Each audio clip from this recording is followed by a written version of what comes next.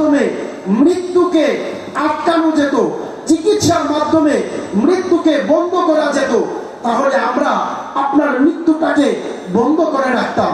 কিন্তু আমাদের চিকিৎসা মৃত্যুর কাছে কাজে আসবে না। এভাবে বলে তারাও চলে যায়।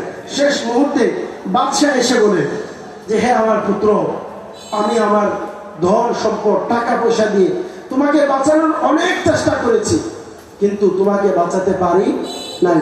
তোমার উপরে সালাম, তোমরা আমার জন্য দোয়া করবে, আমি তোমাদের জন্য দোয়া করি। এই কথা বলে চলে যায়। ইসলামী ভাইয়া, এই ঘটনা থেকে আমার আপনার কি মেসেজ? আপনি এই ঘটনা থেকে কি বুঝতে পারি?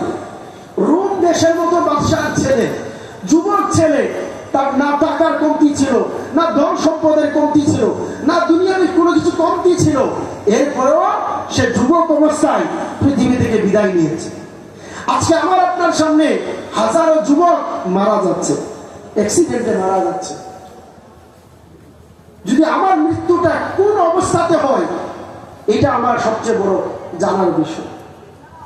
আল্লাহ না করুন আমার মৃত্যুটা যদি গান শুনতে শুনতে হয়, আল্লাহ না করুক আমার মৃত্যুটা যদি আমার নাপাক শরীরে হয়,